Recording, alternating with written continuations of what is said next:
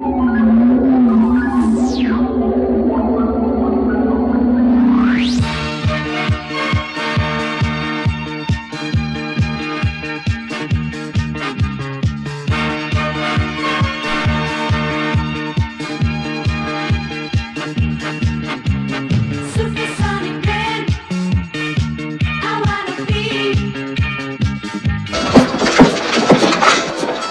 showtime.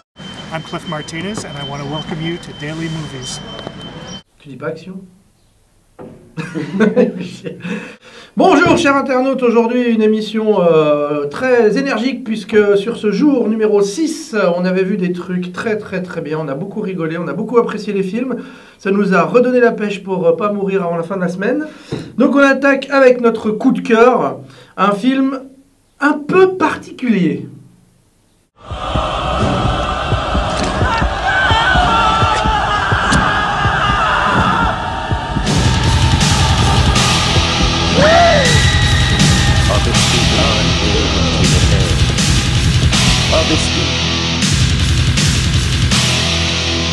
Donc voilà, notre coup de cœur est un film japonais aussi barré que les japonais savent le faire, qui s'appelle HK Forbidden Super Hero de Yuichi Fukuta, qui est adapté d'un manga éponyme.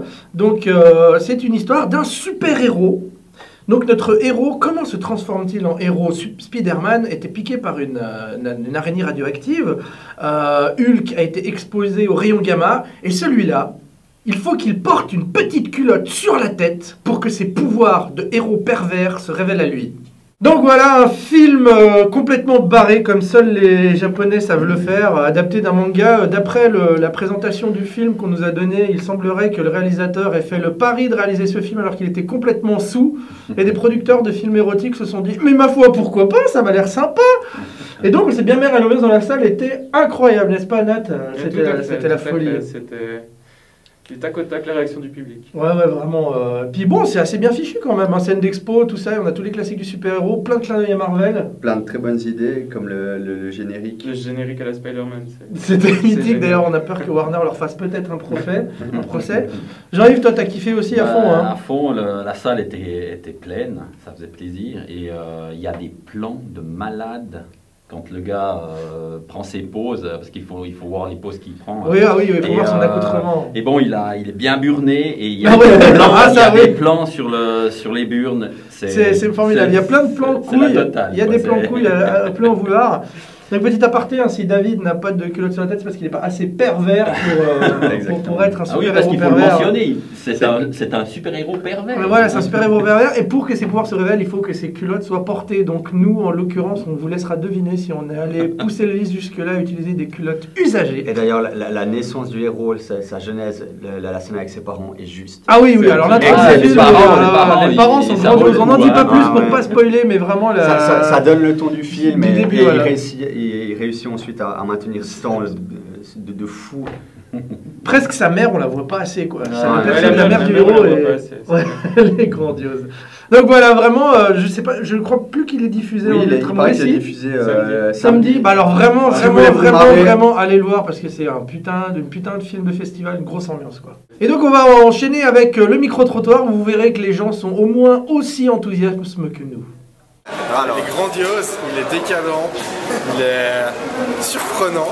Ok, alors on vient de sortir de la séance de HK, un truc délirant, bien culotté, super marrant, à prendre au 18e degré, puis avec des gros clichés des cinémas asiatiques. Donc voilà, un film à aller voir, je vous le conseille, c'est cool.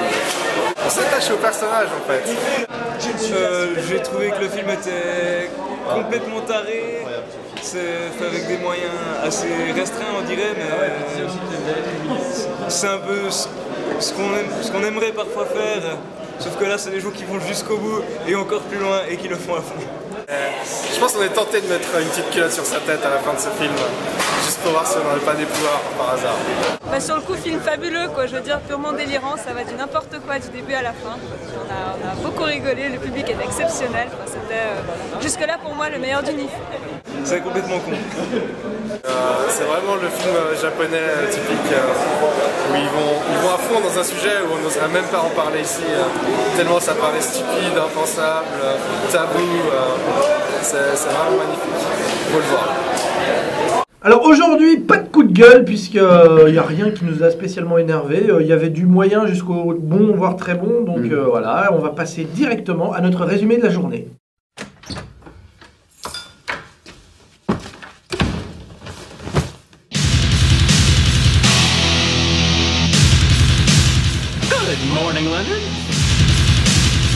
Vous savez, les avis, c'est comme les trous du cul. Tout le monde en a un. T'as eu une 69 de malade à un moment. ouais. Ils font puis après il y a le problème comme ça, puis il fait la prise de catch. Ça tombe.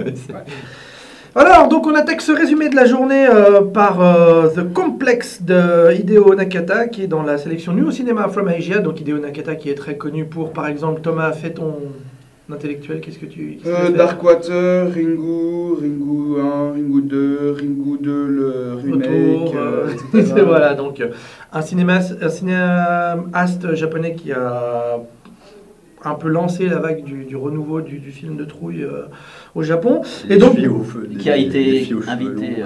Ouais, qui avait été invité du NIF il y a quelques années, en effet. Et donc voilà, une vraie déception parce que le film est correct, mais vraiment pas une histoire de fantôme un peu vue et revue. Et puis une image d'une qualité, alors que Nakata est habitué à faire plutôt beau en général. Ouais. Et là, on dirait un mauvais téléfilm allemand. Donc voilà une petite déception sortant de la salle. Ça se laisse voir, mais c'est pas au niveau de ce qu'on peut exiger de Hideo Nakata. Et ça fout jamais la trouille. En plus, on n'a pas peur. C'est vrai, à aucun moment on a la trouille. Ensuite, alors on avait déjà parlé de ce film un peu étrange dans la section Ultra Movie Tic Tic, un film de vampire loup-garou philippin, donc que Thomas avait trouvé passable. Je m'étais endormi après 20 minutes. Voilà, donc un nanar. Jean-Yves, tu étais avec moi quand on l'a vu. On peut dire que c'est un peu le nanar quelque part. Ouais, c'est pas inintéressant, mais ça tourne vite en rond et puis on s'embête. Ouais, puis c'est réalisé sur fond vert et ça se voit. C'est ça qui est marrant. Les effets spéciaux sont vraiment. Pourtant, c'est un des films qui a eu le plus gros budget aux Philippines, paraît-il. Le film au plus gros budget philippin jamais réalisé par le frère de Mimi Mati. Eric Mati. Et du coup, non, voilà, moi je dis, avec plein de potes, une grosse ambiance dans la salle et tout, là, c'est passé en milieu d'après-midi, il n'y avait pas une ambiance exceptionnelle, du coup c'était un peu moins bien, mais je pense qu'avec une salle chauffée à blanc, ça pouvait passer, mais là, pas trop. Enfin, je doute quand même, parce que l'humour philippin, c'est pas l'humour... Il est autre, voilà, il est autre. Peut-être trop codé culturellement. Voilà, c'est autre, on comprend pas tout. Donc voilà. Et donc ensuite, ça c'était une des choses qu'on attendait, on n'a pas été déçus, c'était Blind Detective de Johnny To dans la section New Cinema from Asia. Et donc Johnny To, l'excellent metteur en scène, réalisateur, qui a survécu à Hong Kong, il y a un peu la crise du cinéma là-bas et qui a fait encore des belles choses. Une comédie sentimentale, comme il en fait, nous on le connaît plus pour ses polars ici en Europe, mais il fait énormément de comédies sentimentales qui se vendent très bien. Quand il a besoin d'argent. Voilà, en gros c'est ça, mais pareil qu'il a dit dans plusieurs interviews qu'il adorait réaliser des comédies sentimentales, c'était ça, on kiffe aussi, donc bon. Moi ça se voit. Ça se voyait, hein, tout à fait. Un beau film, David, qu'est-ce que t'en as pensé toi? Moi je suis un peu plus mitigé que vous, mais j'ai beaucoup aimé le concept. Je trouve par contre qu'il y a certaines scènes qui sont beaucoup trop hystériques à mon goût. Je sais que vous avez apprécié, moi un peu moins. J'aime beaucoup la relation entre les deux personnages principaux. On rappelle rapidement que c'est un détective aveugle, ancien flic, qui aide une autre policière à enquêter pour retrouver une copine à elle qui avait disparu dans son enfance. Et bon, il y a évidemment l'interaction entre les deux personnages principaux. Finalement, ils vont tomber amoureux, mais ça c'est cousu de fil blanc, donc je ne spoil rien du tout. Il recrée au fur et à mesure les scènes de crime. Donc sa façon d'enquêter, c'est un peu le gros point fort du film. Alors moi, ce que j'ai beaucoup aimé ce film, j'aime beaucoup Johnny To. Et je trouve que c'est un peu le côté lumineux pour ceux qui ont vu Mad Detective. Exactement. Ouais, tout à fait. Exactement ça. Et bon, moi, je suis totalement sous le charme de la comédie hongkongaise. Et ces scènes hystériques, comme David dit, moi, j'adore ça, quoi. Je trouve ça tellement drôle, et même si c'est vrai que c'est hystérique, les gars. Oui, ça hurle. À des moments, on a mal aux oreilles tellement que ça gueule dans tous les coins, mais ça passe. Ouais, puis c'est vraiment loufoque, c'est burlesque, mais... T'as pas versé ta larme à un moment? Non, t'as pas trouvé de Pas cette fois. Pas cette fois? Pas cette fois, non. Mais bon, après, Johnny To, il s'est filmé. Ah, ça c'est clair et net. La mise en scène est maîtrisée. Je crois que Thomas, tu nous avais dit que la ville avait été très joliment filmée. Ah, je trouve. Johnny To est habitué à filmer Hong Kong, c'est un des réalisateurs qui filme le mieux cette ville. Mais là, j'ai trouvé que particulièrement, on sentait, on était dans ces rues et il filme des endroits qu'il a rarement filmés en plus. Un peu le Times Square hongkongais. Non, la première scène sur le toit est géniale pour ça. Alors il faut aussi relever avec Johnny To, bon, avec David on avait assisté à une de ses masterclass à Locarno l'année passée et il le disait dans cette masterclass, il adore la nourriture. Pour lui dans un film, bah, c'est comme dans la vie, on mange donc il mange. Et dans celui-là, c'est incroyable. L'acteur principal, Andy Lau, il mange tout le temps. Il a dû prendre des kilos pendant le film. Et il cuisine, c'est vraiment... ça fait partie du récit en fait. Et pour le coup, ça donne faim parce que ce qu'il mange, ça n'a pas l'air dégueulasse. On avait bouffé Ouais. jusqu'avant, c'était mieux. Ça tombait bien. Voilà, donc c'était vraiment un des films à voir, on vous le conseille. Donc voilà, on a deux invités spéciaux là pour ce film dont on vous a déjà parlé le premier jour, mais on va vous en reparler rapidement parce que ça vaut le coup. Ega, le film indien Bollywood avec la mouche tueuse. Donc nous avons Jean-Victor ici, de Clone Web. Bonjour. Et Alexandre, de Clone Web aussi, qui viennent partager leur sagesse. Mais on va commencer par... Et plus que... Et bien plus. J'ai peur de ce que tu m'annonces là. Nat, toi tu l'as vu aussi, donc du coup... Je l'ai vu hier, je vais pas m'éterniser dessus, mais ça dure 2h25, ça passe comme une lettre à la poste, on voit pas le temps passer. Il y a des idées de mise en scène de malade, c'est hyper inventif du début à la fin, c'est absolument génial, quoi. C'est vraiment le film de festival parfait à ne pas louper. Alex? Je suis d'accord avec Nat. Alors en fait, il y a des idées très très inventives à partir du moment où la transformation a lieu, et avant ça explore vraiment les poncifs du genre bollywoodien. Ouais, où le couple qui se tourne autour. Voilà, exactement. C'est un peu si long, vous regardez beaucoup de films du genre, ça va peut-être vous gonfler. Si par contre vous êtes assez étranger au genre, il est fort probable que ça vous amuse aussi parce que... ils ont une façon de draguer qui est très personnelle. Jean-Victor? Puis ils ont un folklore qui est toujours assez délicieux à découvrir. Non, après, moi j'ai pas grand chose à rajouter, sinon le fait que c'est un film qui est extrêmement impressionnant dans sa capacité à prendre un concept qui est quand même complètement con, savoir une mouche qui va tuer quelqu'un, enfin qui va tout faire pour tuer quelqu'un, et c'est tenir pendant 2h30 sans que ce soit jamais redondant ou jamais chiant. Et en plus, c'est très très bien fait, il y a vraiment des bonnes idées de mise en scène, des bons effets spéciaux et tout, donc non, c'est une très très bonne découverte, et faut pousser les gens à le découvrir. C'est aussi le seul film où on s'identifie à une mouche. Aussi. Oui. Et où il y a un high five avec une mouche. Un high five avec une mouche, je l'ai vu, un high fly. C'était un beau moment. La musculation de la mouche, c'est quelque chose. C'est une belle scène, ça rappelle un peu Rocky. Ok, donc c'était les gars, un film qu'on vous conseille vivement. Donc voilà, on continue avec deux films qui étaient dans les programmes choisis par les invités, donc les compositeurs de musique de film. Le premier était La planète des singes de Franklin G. Schaffner, qui a été choisi par le compositeur Jeff Grace. Donc bon, un très grand classique, quoi. Il y a peu de choses à en dire, à part que c'est un classique de chez classique. Ouais, exactement. C'est une science-fiction comme on n'en voit plus beaucoup, qui part sur une idée physique qui tient la route, donc une idée qui est dérivée de la théorie de la relativité du temps. Et à partir de ça, le film déploie ses artifices et on arrive vraiment à un classique de la science-fiction. Oui, parce qu'il y a une vraie réflexion aussi. Il y a une vraie réflexion, voilà, on trouve plus... Politique, sociale... En voyant le film, je me disais, mais on voit plus de films de SF à thème comme ça, à thèse, qui partent d'une idée aussi simple, mais qui arrivent à aller aussi loin dans la réflexion. Il y avait peut-être District 9, non, qui était... Non, ouais, mais District 9, c'est l'apartheid pour les nuls, donc... tout de suite. On verra avec son Elysium si peut-être que ça sera... Ça sera les classes sociales pour les nuls. Voilà, on verra. Bon, merci. Hein. Et ensuite, nous avions The Day the Earth Stood Still, le jour où la Terre s'arrêta, de Robert Wise, un réalisateur malheureusement oublié alors qu'il a fait tellement de bons films. Et ça, c'était choisi par Cliff Martinez, donc, qui avait fait la BO de Drive, entre autres. Donc, Nat, toi, tu connais le film, c'est un classique, tu l'as pas vu au Festoche, mais tu l'as vu en général. Donc, voilà, moi je trouve que c'est vraiment un film incontournable, comme toute la filmo de Robert Wise. C'est un cinéaste tellement éclectique, qui a touché tellement de gens, et dont on parle vraiment pas assez, donc qui gagne à être connu. Et le jour où la Terre s'arrêta, c'est beau, c'est très épuré, il y a un message très simple, c'est extrêmement bien réalisé. Enfin, moi, je trouve ça. Est-ce qu'on peut dire que c'est un film écolo, un des premiers films écolo ou pas vraiment? Ouais, mais le message est pas. Enfin, ça pourrait être écolo, agaçant, mais le message est jamais énervant. Donc, Et sur le grand écran, la vieille claque? Ah, c'était la classe. C'était la classe. Et comme Nat a dit, en fait, c'est très épuré. Le production design tient encore extrêmement la route, alors que ça a été fait en 1951. Donc la soucoupe, le robot, tout a encore la classe aujourd'hui. Le sound design est aussi hyper bien. Et la présentation de Cliff Martinez était très bien. Et d'ailleurs, il est resté, chose rare, il est resté pendant 15 minutes pour regarder le film. J'ai regardé, il avait des étoiles dans les yeux. Ouais, donc c'est vraiment. Donc c'est assez chouette. Il n'a pas choisi pour rien. Et il nous a dit qu'il avait revu le film juste avant le festival pour bien l'avoir en tête. Donc non, j'ai trouvé son rapport au film assez intéressant.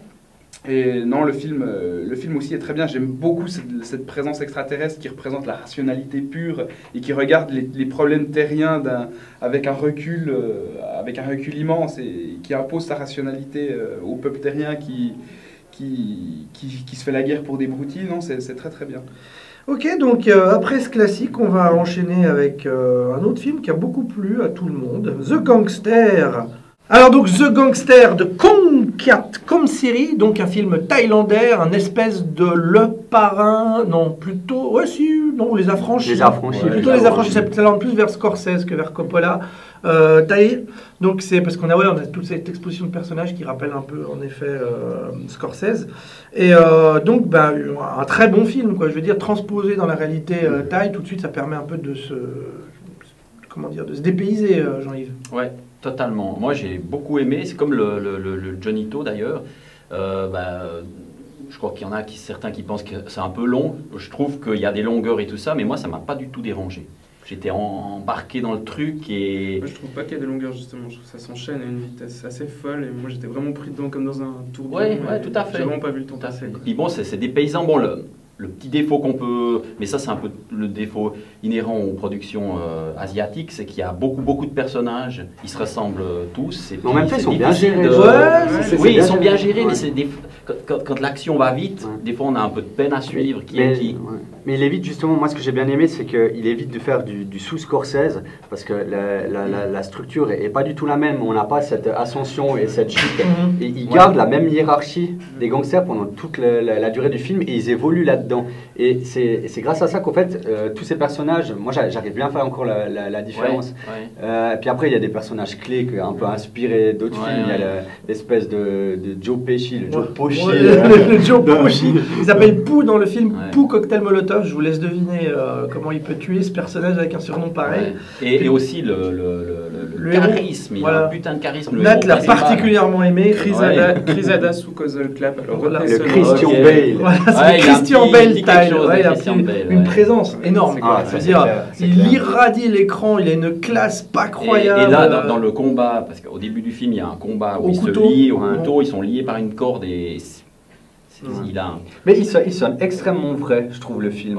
Pour un film de gangster. Et bon, il y a tout l'aspect des inserts de documentaires, des interviews des personnes qui ont vécu l'histoire, qui l'a décrit. C'est dommage, je n'ai pas resté pour le Q&A, mais je lui aurais bien posé la question si c'était vrai. Non, c'est vécu. Ah oui, donc c'est des vrais. avec Bastien. C'est des vrais, donc alors des vrais inserts, des personnes qui ont vécu cette époque et qui donc c'est inspiré de persos qui ont vraiment existé. Il y a une des femmes qui a interrogé qui était la femme justement d'un des truands en fait. D'accord, donc donc ça rend le tout très intéressant. Donc vraiment. Et il y a une touche fantastique, je trouve, qui apporte une dimension absolument géniale au film. Et moi, pour l'instant, c'est un peu mon coup de cœur du festival. La touche fantastique, quelle est-elle? Quand le personnage est hanté par... oui, les 2-3 moments où il est hanté par ses victimes. C'est très tout à fait, c'est subtil, mais ouais, ça... C'est très juste. Et la musique est intelligemment utilisée, parce que bon, il y a tout cet aspect années 50 avec Elvis. Oui, il y a beaucoup de rock'n'roll. Après, ça change, il y a un peu de... Avec les époques, la musique évolue. Donc voilà, il aurait presque pu être un coup de cœur, ce film. Il est bien, mais sans être...